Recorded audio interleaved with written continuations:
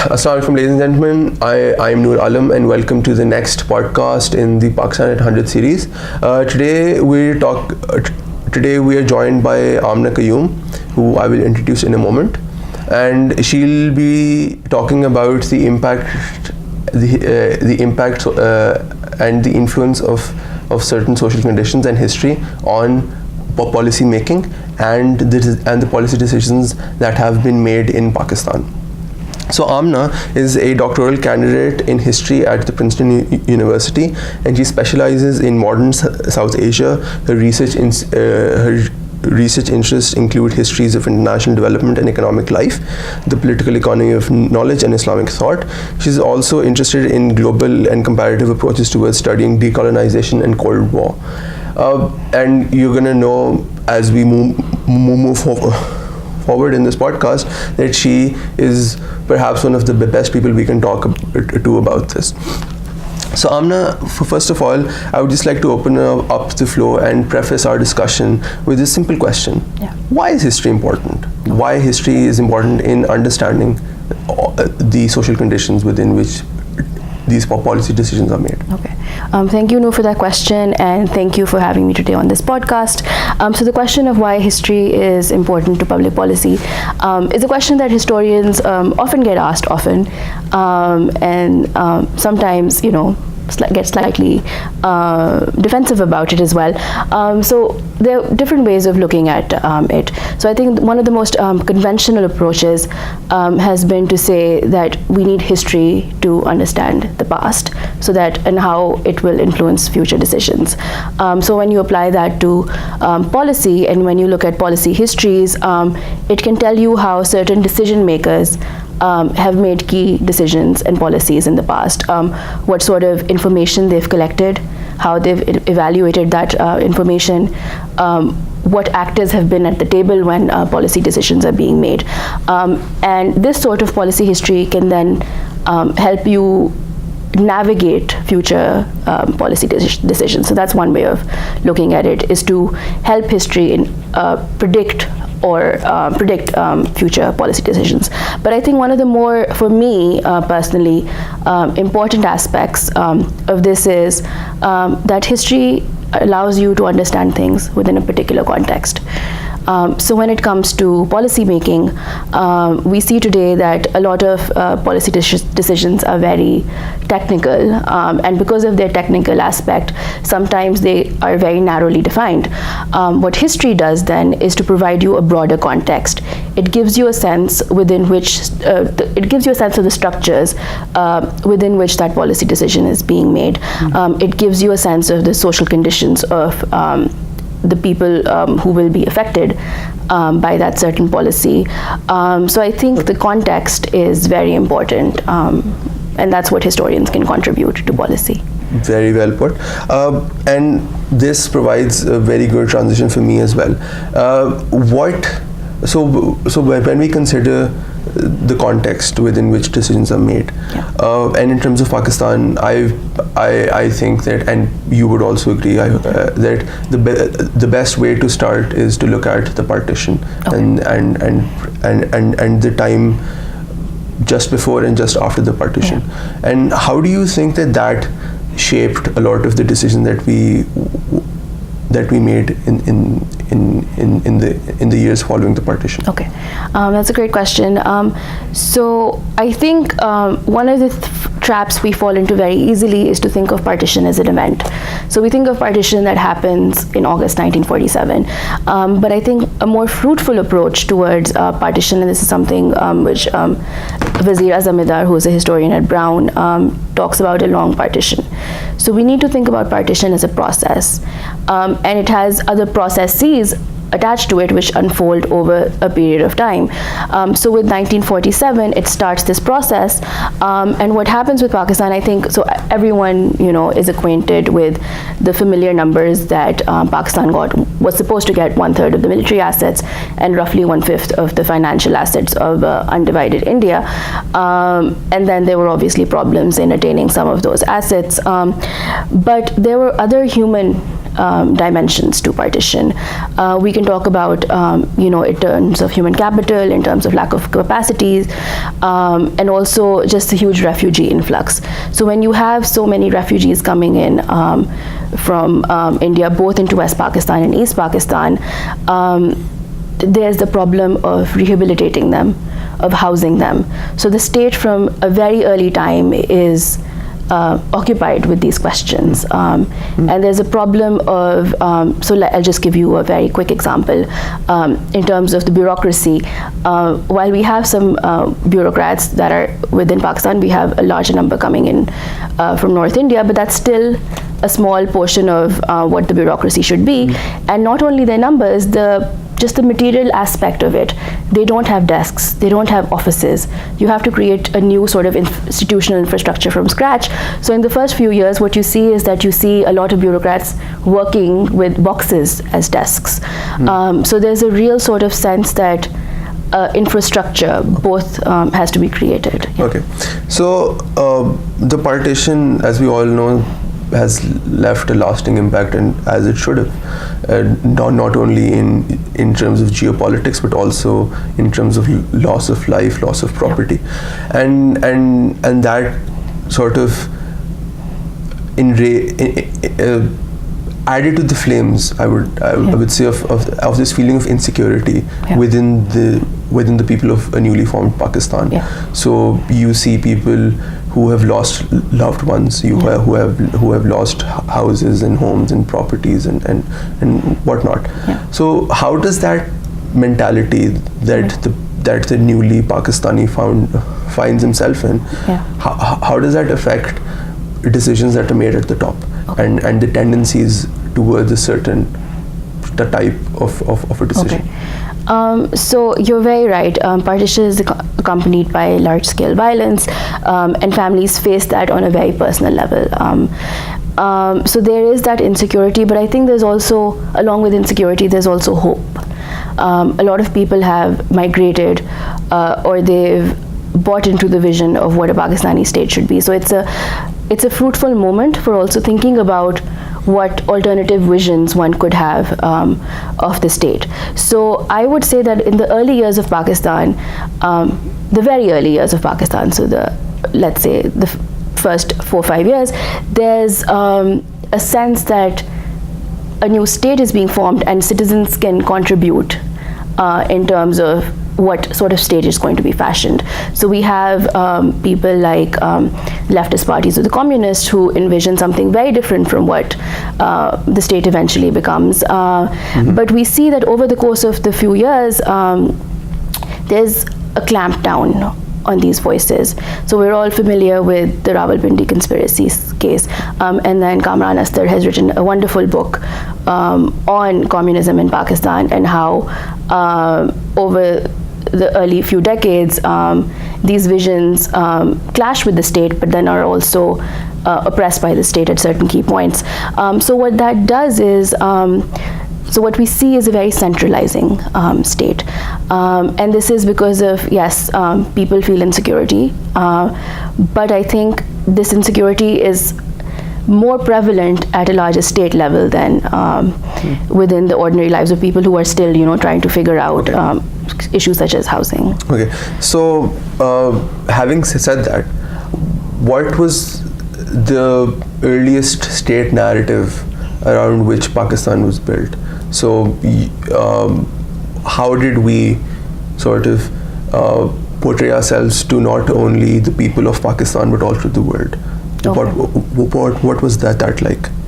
So I would say that there are different narratives, but the one that I guess holds the most explanatory power over the course of the first few years is that on the international scale, we see ourselves as being surrounded by external forces that might be hostile to us. So everyone obviously knows about Kashmir in India, but in the first few years there was also a Pashtunistan issue on the northwest frontier that kept cropping up.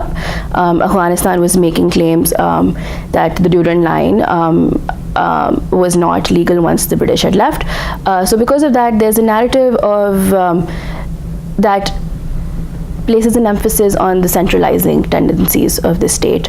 And we see this early on in actions such as there's the summary dismissal of the Congress Ministry in NWFP. In Punjab, a state of emergency is declared very early on. In today's Balochistan, the Khanate of Kalat is forcibly annexed.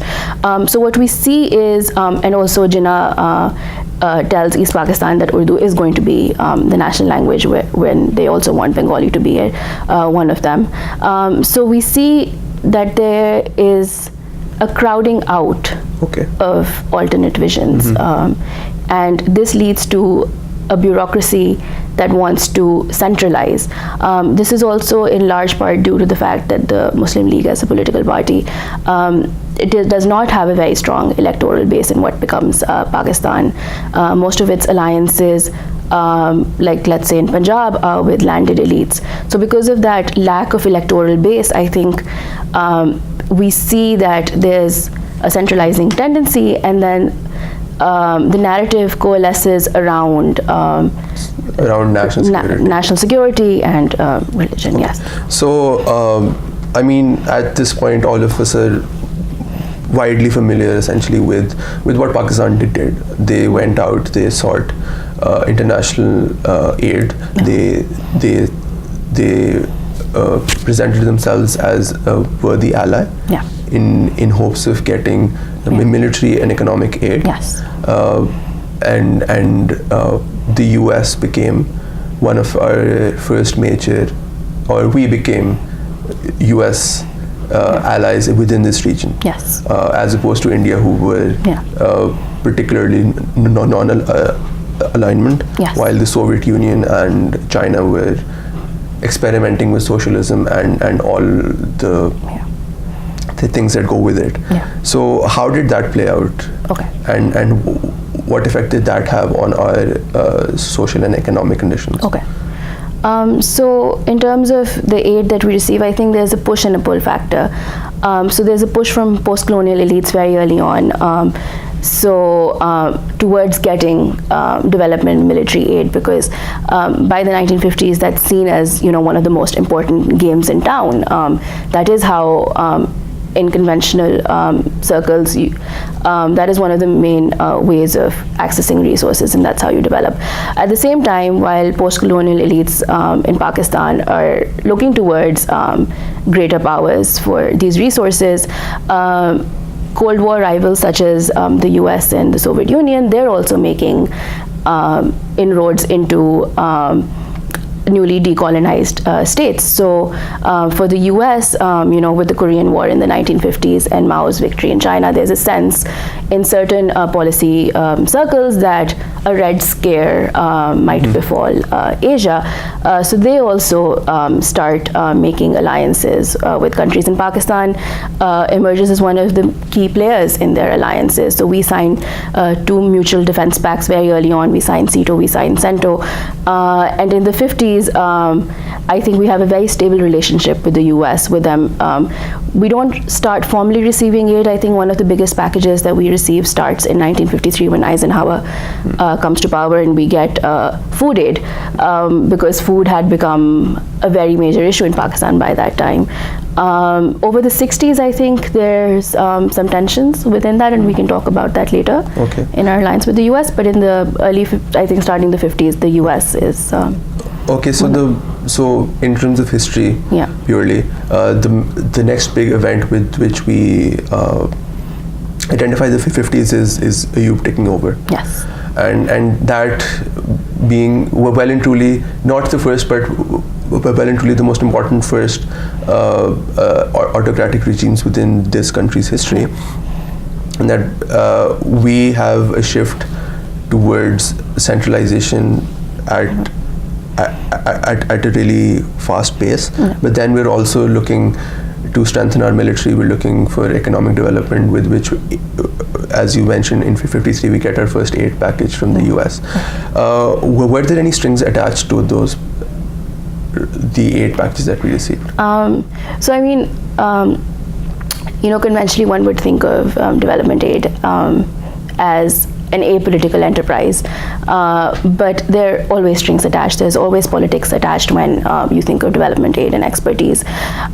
So one of the things maybe we can talk about to ground this conversation is a specific example. So in the late 1950s, we get technical expertise and assistance from the Harvard Advisory Group, which is a group of economists who essentially have their offices in the Planning Commission of Pakistan. Now the money is coming from the Ford Foundation, which is a US-based philanthropic organization. And what that does is that, so it's, it enhances the capacity of the Planning Commission. It provides it necessary expertise, especially at a time when Pakistan feels like it has a dearth of trained economists. The only sort of good economics faculty at that time was at the University of Dhaka. So there's a sense that we need to build our economic sort of expertise, and these advisors then come, they sit at the Planning Commission and they help us write first, second and third 5-year plans with varying degrees of help over the years. So what that does is that it gives a very because most of them are coming from the US, it's a very US focused vision of what economic development should be. So essentially what you're saying is that we have a Western conception of development that isn't inherently contextualized within the Pakistani and the post-partition and the post-colonial identity crisis, essentially what we're going through, as opposed to India, for example. They had a very strong anti-colonial heritage following their freedom, essentially. And we've already discussed the dearth of trained personnel. So was the Harvard Advisory Group or any of the other advisory groups or bodies or individuals involved in training our bureaucrats or other individuals in sort of becoming autonomous down the road and making these policy decisions in a way to help economic development or social development? Yes, I think they had a key role in providing training, actually. So these projects weren't conceived of being as long-term projects. So the Harvard Advisory Group ended up staying, I think, for a total of 13 to 14 years. They left in 1970, but during that time, they worked very closely with Pakistani bureaucrats and Pakistani social scientists. And I, in no means, would suggest that they were writing in fully 5-year plans. They were just helping build up local capacity in certain areas which were lacking, we were lacking. So one of the other things that happens is, so let's stick to economics, I think, because that might be of interest for the podcast. So this lack of economists that the Pakistani state felt was then, it led to the formation of the Pakistan Institute of Development Economics, PIDE as we know of it as today. And it's again formed in the late 1950s. It's funded by the Ford Foundation again. We'll see that cropping up in a lot of projects. And it brings what are at that time very renowned economists to Pakistan. So it brings E.A.G. Robinson, who is the husband of Joan Robinson at Cambridge. It brings William Dupre, who's at Williams College, and these economists help set up PIDE, but they also then work very closely in training economists and civil servants over there. And many of these people then, stay with PIDE, but a lot of them also then move on. They move to other global development agencies as well. So one of the key talking points of the second, in particular the second 5-year plan, was that shift towards industrialization. And considering that even now close to 70% of our labor force is in the agriculture sector, and considering Pakistan's development at that stage, do you think it had a lasting impact on our rural development? Okay.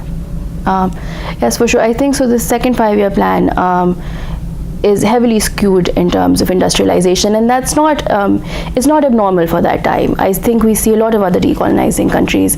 They're chasing the dream of big industries. They're chasing big infrastructural projects because at that time, conventional wisdom would say that that is the way to develop. So we see someone like Gustav Papanek, who's advisor with the Harvard Advisory Group, talk about squeezing the peasant, and what that means is that agricultural commodities are to be priced very low, so that any savings other people are making, they go towards industrialization. So there's a push for industry, but over the course of the second 5-year plan, which runs from 1960 to 1965, there are Pakistani economists who feel that this is not the right way to go, and that we're ignoring our agricultural economy and research on agricultural policies. So there's someone like Ghulam Muhammad, who's first at the Planning Commission and then moves on to PIDE. So you can see sort of, how expertise is traveling within certain economic circles in Pakistan. So anyway, so he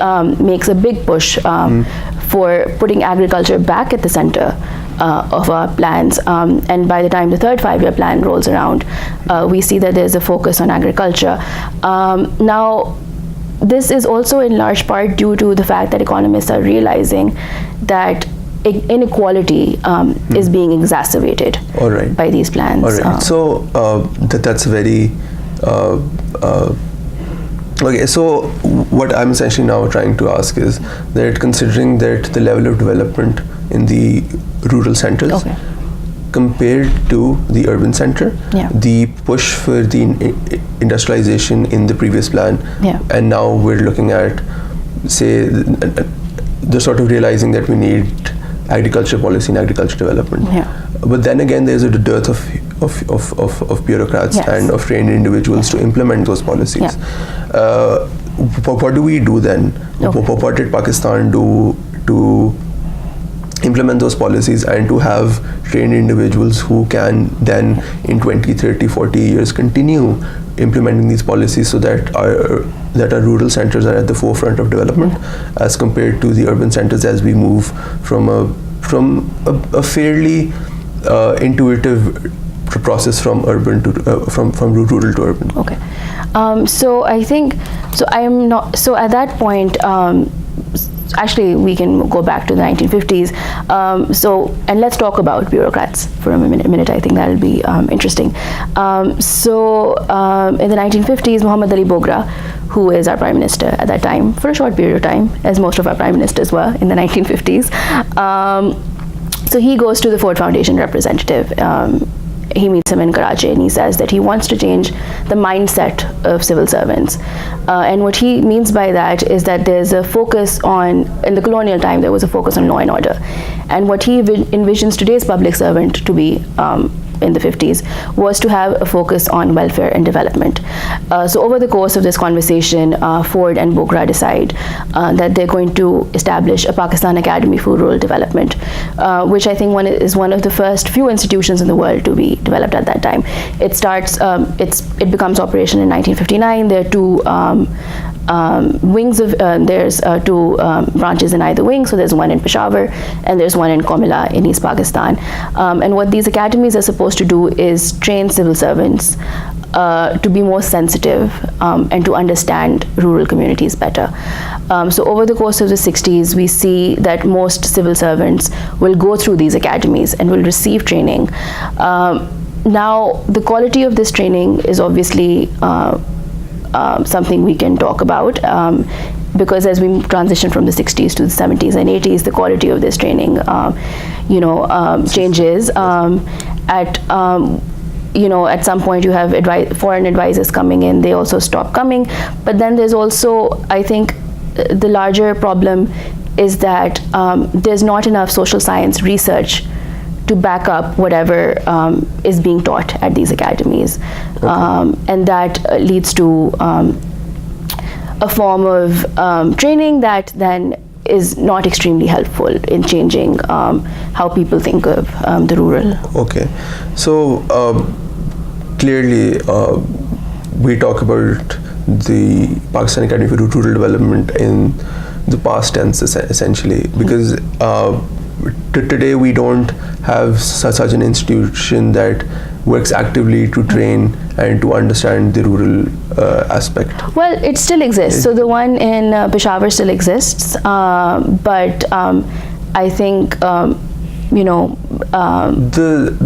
so what I was trying to get at was that the level of success yes. that it had back then, yes, it could never sort of get to the level that was envisioned at the beginning. Yes, for sure. And so why do you think, was that just because they thought that Komila and Peshawar weren't the best places to serve, or was it a more underlying cause to that, or was it just at a surface that it just didn't seem attractive enough?